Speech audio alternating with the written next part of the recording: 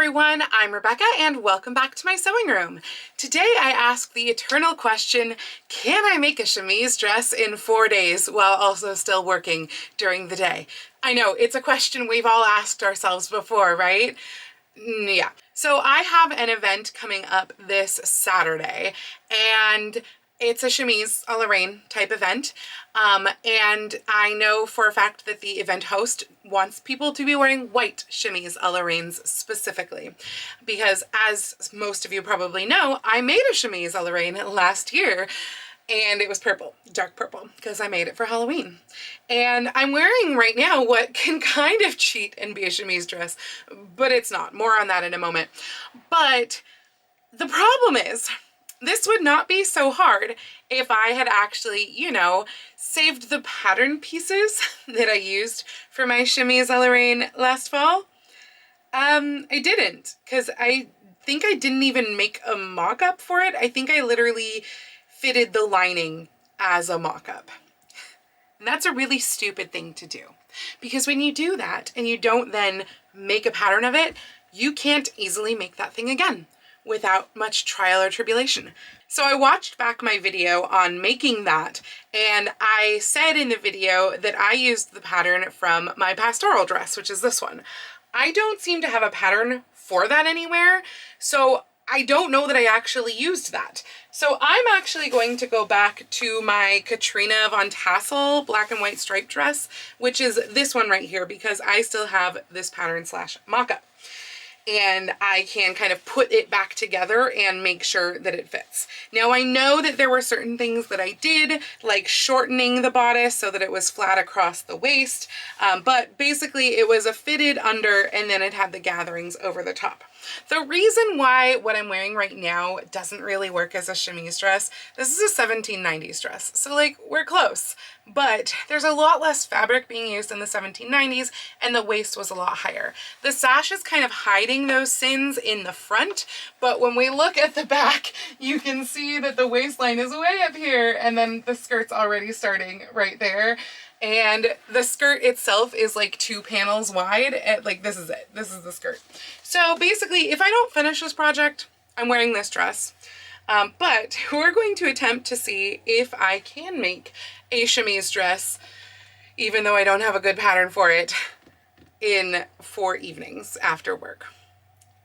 I have my fabric. Luckily, I had just decided while buying my fabric for my bustle dress that I'm working on, that you saw the video for last week and you will continue to see next week. While I bought the fabric for that, I also decided that I should just get 5 yards of white cotton voile.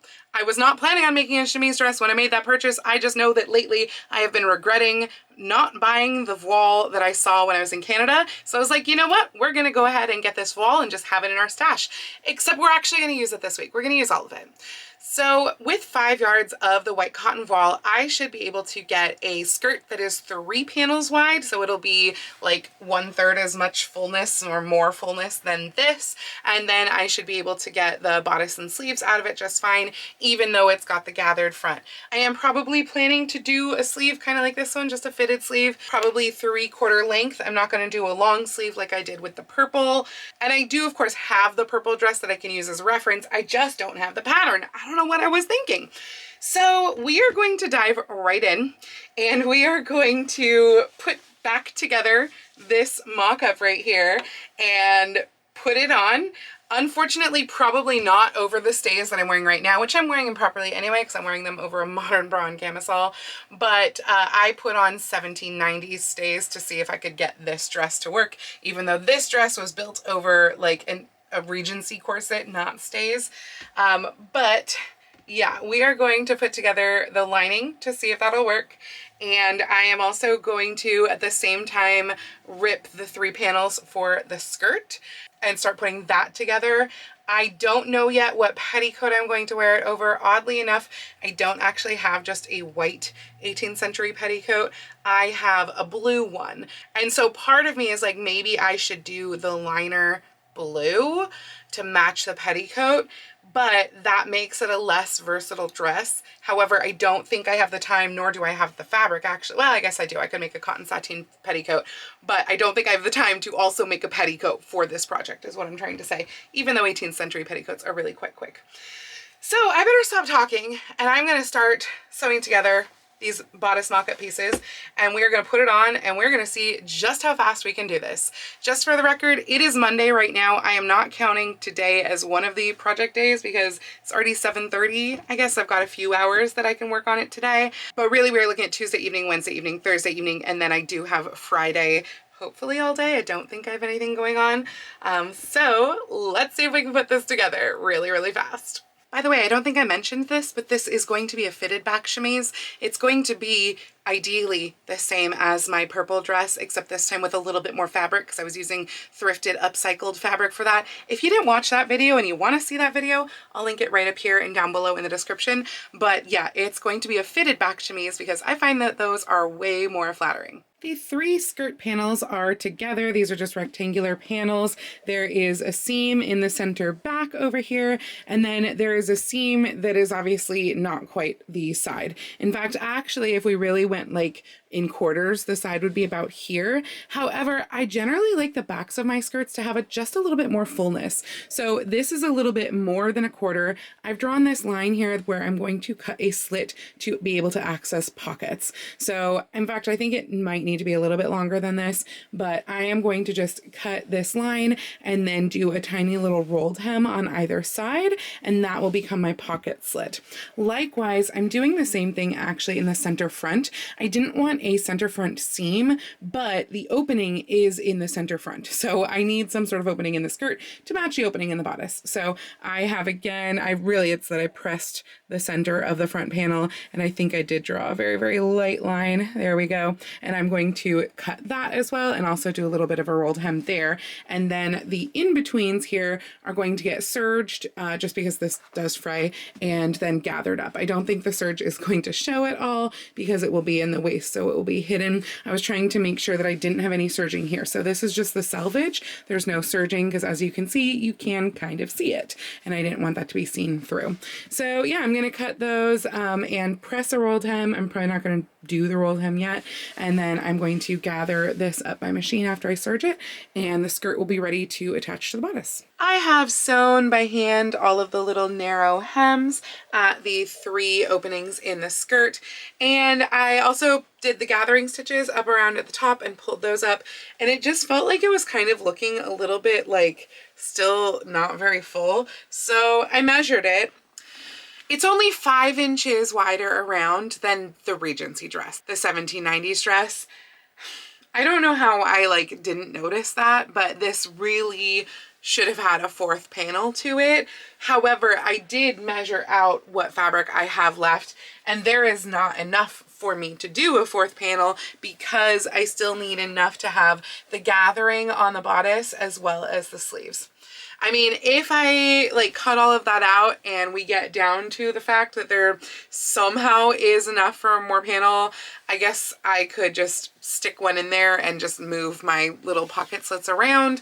But yeah, I did. I literally measured it out and marked it out, and there was not going to be enough because basically one panel is just eyeballing it. I think it's something like this much, maybe even a little bit more. So I would only be left with this much in order to get all of the bodice pieces and also the sleeves out of it. And because the bodice pieces are gathered, that takes up, frankly, the entire width, I think, right there. So it's kind of frustrating because yeah, this just, it looks very sparse. Even with a petticoat under it, again, it's really not any more full than the white dress. I haven't actually compared it to the purple. I really should, but it's not really what I was aiming for.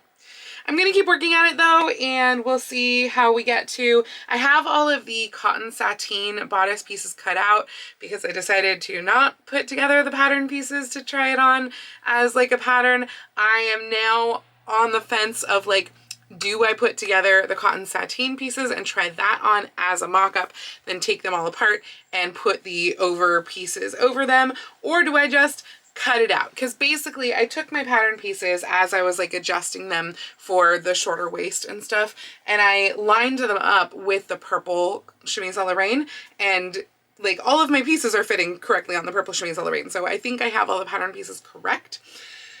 And so I'd love to like save a little time and cut it all out, but if there's any hope of me getting at all any more skirt out of this, then I can't waste it, you know. I have to be really careful.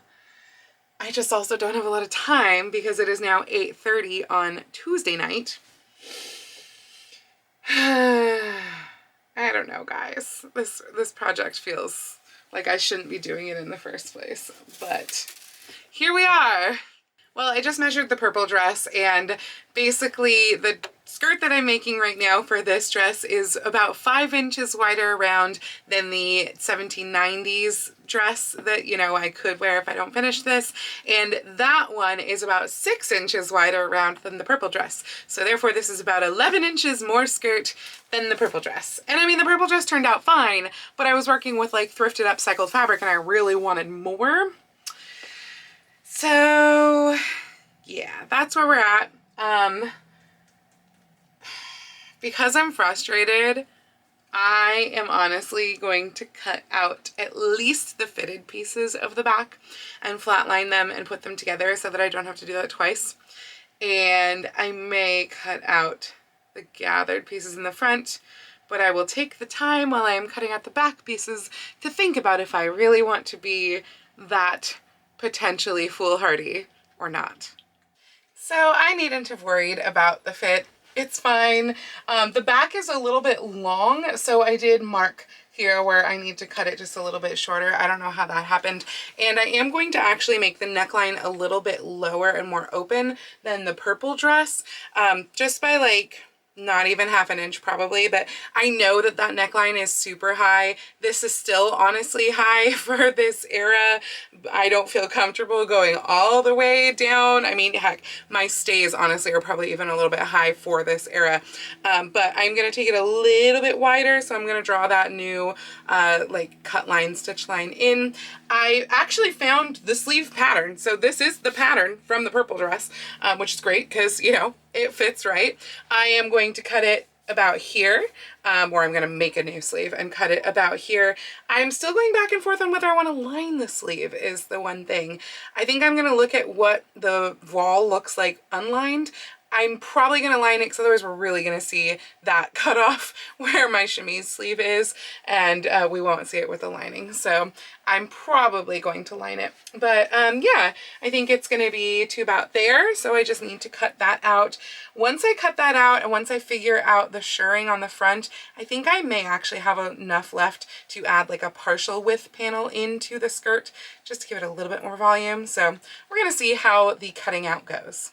I don't know if you can really tell on the camera, but this is what it looks like unlined. I don't like that look, so we're gonna go ahead and we're gonna line the sleeve with the cotton sateen, just like the bodice.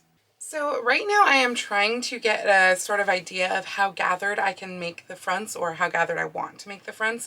So what I've done right here is like, this is most of the width of fabric, except that I had already cut the back pieces of the bodice out of part of the width, and, or at least 2 of the back pieces of the bodice. And I am also allowing enough room for sleeves to get cut out of here. So it's like the rest of that. And I like this, which is kind of unfortunate because this was like the max that I could do. And I think still I can squeak a skirt bit out of this, but it might be narrow. So yeah, I think I am going to go with this gathered though, because it does look really good. So I am going to try and figure out like how to do this. And then I have a feeling I'm going to do, I'm pretty sure on the purple one, I did like a separate strap piece of like a little layer right here, and then it had a seam there, even though the bodice base doesn't. So I think I'm going to do it that way because I think that makes it a little bit easier for cutting out this piece with all of the gathering and then doing an ungathered strap with it. So if everything goes well in actually putting together the bodice and sleeves, I actually have this much that I can put back into the skirt. So that is fantastic. I'm excited. I've decided I'm going to run 5 different gathering stitches along here just to kind of equate to where things might line up on the bodice. So the very top one is just the top of the fabric. Same with the bottom one is the bottom of the fabric. But then I've got another gathering stitch that should equate to a 1/2 inch down from the bottom part of the neckline here and a 1/2 inch up from here. But you'll notice that the bodice does actually go down to the bottom and obviously goes past the top because the strap, we're going to have the separate piece that goes on the strap. And then with a lot of chemise dresses, you get kind of like a waist section. The sash that I am using is 3 inches wide, or at least most likely using. So I decided to do mine just 3 inches up from there. So yeah, I'm going to run my 5 gathering stitches there, pull that up. We'll see how it does fitting onto this. I'm also going to redo the test side with the same layout of gathering stitches. I'm going to undo the ones that I had already done. I might try and leave these top ones in if I can. I also need to kind of even off the sides because this was obviously where I had to cut out sleeves. So they are as wide as each other. This is just a little excess. This is what it looks like with the gathers all pulled up and pinned into place. So over here, there's 2 inches that I really wanted flat because this is going to be A, folded over, and then B, the overlap or really underlap on this side. And then you can see that like it's going off of my base piece here because I was just trying to make things nice and even. So we do have gathering stitches near the top, but not all the way like at the top. The gathering stitches are pretty close towards around the bottom. They're in a good place for the waist. And I am going to stitch this down like top stitching. And I'm also going to stitch down around all of the sides before cutting off the excess and then serging. And then as I mentioned before, up here, I'm going to have a flat piece for the strap that is going to come down with the raw edge like tucked up underneath and make a nice flat across the like the sleeve strap there so that it looks kind of like a separate strap piece even though it is based on the same strap. So yeah, that is step 1, and now we will cut that down and I'll show you step 2. As you can see, the lower portion is now all stitched into place and I have cut off the excess on all of the sides. And then up here, I have taken a little bit that was like sticking off of that extra skirt width that I can add in, and I have made the strap piece. So this still has to be sewn and pinned in place, but I've got this just folded up right here. I'm going to top stitch this on the machine and then we can serge all the way around the bodice piece. The bodice and sleeves are fully assembled. They just need obviously skirt attached plus the binding at the neckline, and either binding or possibly just folding up twice at the sleeve hem. But I think I want to try everything on one more time over the stays and determine, you know, is this right? Is this right? Etc. And then I will do the finishing and attach the skirt. I have, by the way, added that extra panel into the center back of the skirt as well. All right, bodice is on. I have got rainbow makeup on in trying it out for Pride in a couple days. I wish that I hadn't brought the gathering so far out. It is very poofy over here, and that is just because of the gathering. But honestly, at this point, having like set the sleeves and everything, I don't think there's any way for me to like zhuzh it over more. So I might just have to live with that. Something feels a little bit tight about the sleeves right here, and I don't know why. I'm gonna have to examine that in the mirror because like these are the exact same sleeves. Everything should be the exact same, but it definitely feels like the sleeves are causing the shoulders to pull off my shoulder. And I mean, there's not much that I can do about it anymore because I put that fabric back into the skirt. I have no extra of the voile fabric anymore. But yeah, something's a little weird. I don't know if I need to maybe rotate the sleeve heads. Again, I have to look at that and see if I can do anything, and also see maybe if I can zhuzh this forward a little bit. I just don't like how bulky it is right there. Like, look at that. That's not pretty. That's what I was trying to avoid in doing like a fitted back chemise, is that sort of over poofiness. Yeah, something's not right here. I'm gonna go study this and see what I can do to fix this. So I'm not going to pin up the front right now, also because the neckline is full of pins, but basically what I did was I opened up this whole section of the sleeve all the way down, and I tried to kind of zhuzh the gathers in a little bit more. I unpicked the stitching, I unpicked the serging on the bodice section, and I even unpicked a little bit of the top stitching here, and I just moved it over a little. I do think that it has helped. Like, it doesn't seem to be quite as poofy as it was before. I couldn't move it over any further because the cutaway shape of the armscye, like I needed it to still be at the armscye. So that's what that looks like. I also here, I went and I made this a smaller seam allowance, and then also I moved the sleeve portion out. So like the sleeve part of the seam allowance is literally like just over a 1/4 inch now. I think it's about 3/8 inch on the shoulder part of the seam allowance. I do think it's better. It is definitely still pulling a little, but you know what? At this point, we're gonna have to live with it. I don't think it is visually pulling the neckline. Like, I'm not seeing this be yanked over like I've had the problem with on other projects before. So I think we're gonna be okay there. It's just maybe not as comfortable as I wanted it to be. But yeah, what I have now done, all in doing that, was I also did my binding, or at least I did the machine sewing side of the binding, and it's all pinned in place ready to be hand sewn on the inside. Likewise, I have turned this up twice, and this is also ready to be hand sewn there. So got a bunch of hand sewing to do on the bodice now, as well as I need to do the closures. I'm going to do hook and eyes for closures down the front. I can do some of those, but the rest of them are going to have to wait, I think, until I attach the skirt. So I will be attaching the skirt though here shortly. I'm going to give myself a little break to do the hand sewing, and then we'll attach the skirt just so I don't have a pile of it in my lap. And once the skirt's attached, I can hem it and we're basically done. But I am hoping that maybe I will have time today to squeak out a petticoat as well.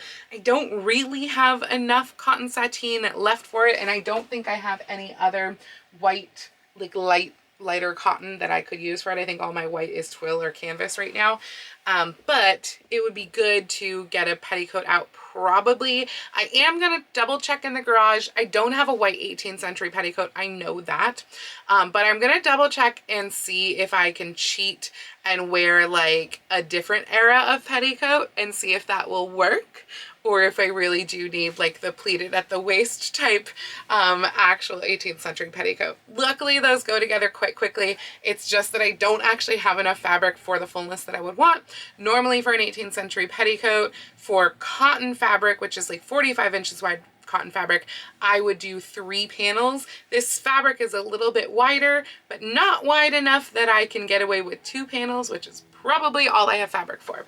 And I don't know that I'd have fabric for a ruffle either. So we'll see what happens with that. But for now, let's go ahead and do some hand sewing and get the skirt attached. So I just had to share something amusing with you, which is that that entire new section, or at least like half of the new section, so in other words, this much, this is half of the new section right here, that gathers down to almost nothing. Like this little space between my fingers, between my thumbs, this is what that half of a new section is going to gather down to. So the whole thing together, I mean, we're talking, yeah, it's basically the back, the center back pieces. That's where that new section is going. And honestly, I don't know that I could have added any more than what I did, because although there is some room where like the front could have been a little bit more tightly gathered, the back area, it's as tight as I could pull up the threads. Like, I could not fit any more fabric there. I was trying to keep my pocket slits still basically at the side. So that's what I've got right here. And it is in fact at the exact side. So the front is a little more sparsely gathered than the back, but it's still, I mean, it looks good. It looks like kind of the equivalent of what's gathered into the bodice, if not a little bit more. So I did half of it, pinned it all in place, so that now I'm doing the other half, and then I will have a dress. Oh, I already did all the binding and everything too, so you can see the hand stitching there. The skirt is attached. I'm going to go ahead and add some hooks and bar closures up the front, and then I will put everything back on and we will check the hem. So I have all of the hooks and eyes done, or hooks and bars done, but as what seems like the usual, where I thought that the front was going to cross to, it actually needs to go further. Either that or I need to add a drawstring. Frankly, it's easier to just reset the hook. So I need to, or really it's reset the bar, I need to reset that. Possibly the second one down as well, but definitely the top one. Yeah, that second one would definitely benefit from being moved over a 1/4 inch. So I will move those guys over. The rest of them seem to be fine. And I've decided it's too late. I don't want to worry about making a whole new petticoat as well. It's 10:40. I was kind of goofing off, just taking a break for the last like hour or so, but it is 10:40 the night before the event, and yeah, I don't want to make a whole new petticoat. So the blue looks very pretty. I mean, you'll see what it looks like when I show you the reveal. I was trying to decide if I wanted a fichu or not. I'm regretting not doing a ruffle, to be honest. I feel like the majority of Chemise a la Reines did have a ruffle, and I just wasn't really thinking about it at the time because I did not put one on my purple one because I was wearing the black fichu with that, and it was all autumnal and everything. I'm just trying to pin this closed here for a moment. But yeah, I am regretting not having a ruffle on this one. And of course, I don't have any more of this fabric yet. So I was trying to see, do I want to do a fichu to make it look like a little bit more something, but I don't think I like the fichu look. I do have a variety of sashes that I can wear, including the one that I actually made for my first ever Chemise a la Reine. It is this light blue one. It's the same shade of light blue as my petticoat, so I do think it will be nice to kind of have that to go together. And it's long enough, I believe, that I can tie it like twice around, because I hate when you get like a sash and the part right at the knot looks all like sad and droopy and crunched together. So I do prefer to go twice around with a sash if I can, in which case I will, you know, just pivot this around to the back. But I'm also trying to figure out like headwear. Do I want to do a hat? Do I want to do like a big poofy 1780s cap, because I have one of those? I'm probably going to wear at least some sort of a wig because I don't want to try frizzing out my own hair. And I wore my, what I call my Joe wig for my fall one. I don't love the look of wigs generally, but I think that one looked quite nice. So yeah, I'll probably do something like this, probably with this blue sash, but I do have tons of other ribbons I could use as well. And I will wear them with my blue and white 18th century shoes, American Duchess shoes, which was like my first ever pair of American Duchesses. I think they're called like the Georgiana or something like that. Like they were literally the second shoe that they ever put out. So I think I'll wear those. But yeah, I'm gonna have to figure out the accessories. I do still need to turn a narrow hem on this hem, but frankly, looking in the mirror, I think I got this just about exactly right. To be honest, it's a tiny, tiny bit short in the front panel on the sides, but I am just going to turn the tiniest hem. I will probably hand sew it. I'll probably just, you know, stay up another hour or so and hand sew it because the event's not until like noon tomorrow. But yeah, I think this is where we're at. Again, I'm gonna move that hook over, and maybe I'll look through my trim and see if something would work as a ruffle that I could tack on, but I kind of took a quick peek through earlier, didn't really see anything. I thought I had like a pleated trim somewhere, and it's just like a lightweight cotton trim. If I can find that, I might use that. We'll see. But overall, this is the look. I have to get my chemise to stay out of the way. I desperately need to make, and you've got to hold me to this, I desperately need to make a new 18th century and Regency chemise and new Regency stays. I don't want to do this, but my 18th century chemise is from 2011. That's how old it is. And my Regency corset, I think, is from 2012, so not much better. And it's just never really fit right in the neckline. Like it just comes in like this. So I need a new one. Make me make one. I don't want to make one. Make me make one. It shouldn't be that hard. But yeah. So anyway, that's basically the look. I know you can't really probably see the blue through here. If I add a ruffle around the neckline, I will show you, but otherwise, I'll see you tomorrow for the final reveal. You know, it's really too bad that I just don't think I can get away with an ivory hat with a white dress, because this is an 1830s hat that I made for my 1830s archery dress, but actually it's like the same shape that they wore in the 1780s, and with the white feathers and everything, it would be great, except I just think it is too ivory. What I am doing though is I actually changed the sash out. I don't know if you noticed, but the other sash was this lighter blue color. This is just a ribbon. I think I got this in Canada. I think it was like one of those things that I paid almost nothing for, I want to say, in Canada. And the benefit with this is that A, I can actually make it longer so that I can get longer tails in the back here as well as the bow. And B, it meant that I could do a corresponding bow up here, which hides the fact that the neckline is actually going to wind up being a little bit off center because of like needing to move that over and not wanting to do a drawstring. And I think it's cute. A lot of them had bows at the neckline. I would still like a ruffle. I'm not seeing anything that I can use for a ruffle. I did find that pleated trim that I thought that I had somewhere, and it looked like garbage. This is what it looks like. It looks really terrible. So yeah, I don't have anything else that's like lightweight, nice, airy voile.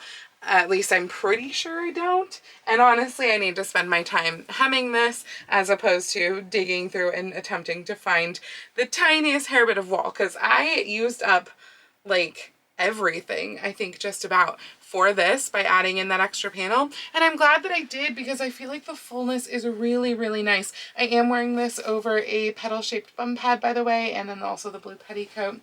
So other hat options, this is the cap that I was talking about. It obviously looks ridiculous with no hair under it. And I suppose I could wear my like literal 18th century wig, but that is really big and heavy, and I don't think I want to be doing that tomorrow. I also have this, which is like kind of more of a 1770s flat hat style hat, but I did not treat the pinked trim before putting it on here, and it is just fraying like nobody's business. Frankly, also by the 1780s, ooh, and that's a clashy blue. Never mind, that is not happening. We're not doing this one. Yeah, by the 1780s, they had stopped kind of wearing flat hats like this anyway. I do still want to look at this with my Edwardian hat, but I had to get the 1830s hat out of the closet before I could get to the Edwardian hat. So we'll see, maybe that'll work, but I might just do like scarfy. I think I've got like a little silk scarf. I might do like that tied up in my hair. We'll see, because I don't know what I'm doing with my hair yet. Honestly, this could work. It is enough of a different blue, because it's really a periwinkle, that it doesn't look like I'm trying to match this.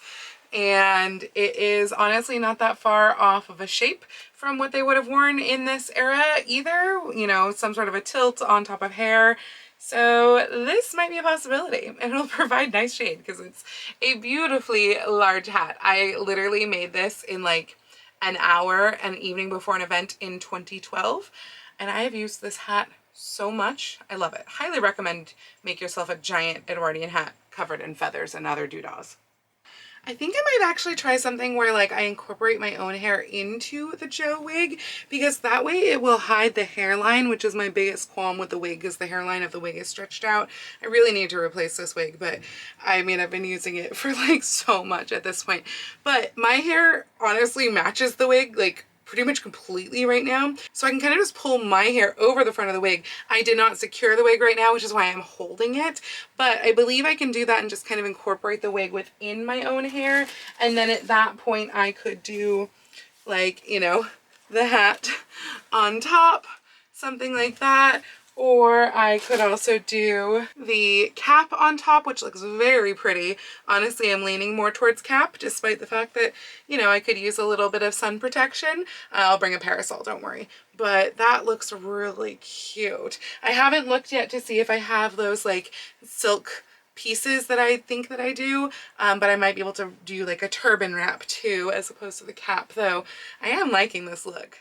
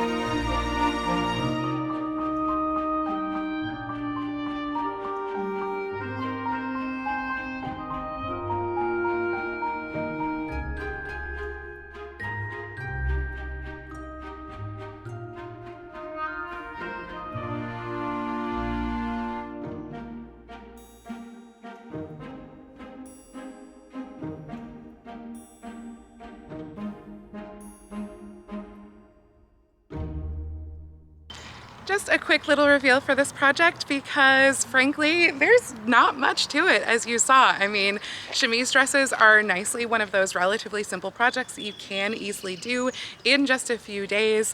Ideally, if you do have a pattern that already fits you, that definitely helps.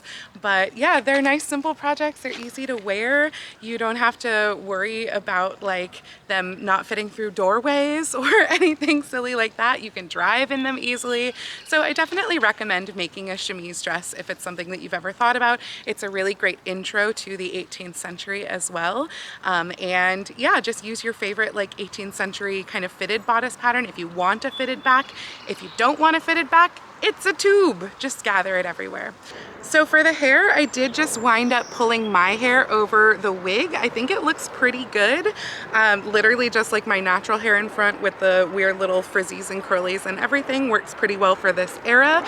And then obviously I went with the cap instead of the big hat. But hopefully you have enjoyed this video. I like this project. I'm enjoying wearing it. And honestly, I don't think I would change anything except maybe adding that frill around the neckline. And I might do that in the future if I ever wind up getting more cotton voile. But yeah, that's going to be it for me. If you like this video, please go ahead and click the thumbs up icon. And if you'd like to see more videos like this from me, please go ahead and click subscribe and the little bell icon to be notified every time I post a new video. I do post videos here on YouTube at least once a week, usually with sewing vlogs out on Tuesdays, and sometimes with additional costuming or sewing related content out on Saturdays, but I post every day over on my Instagram, so please go follow me on Instagram. That's at Lady Rebecca Fashions. And if you'd like to help support all of the work that I do on this channel, I do have a link to my Patreon and my Ko-fi down in the description below, or you can send me a super thanks or join my YouTube channel memberships right here on YouTube below the video. I'd also like to give a special shout out to my Edwardian level patrons, Jean and Kim. Thank you all so much for joining me today. I hope you all have a wonderful week, and I will see you very soon in my next video. Happy sewing!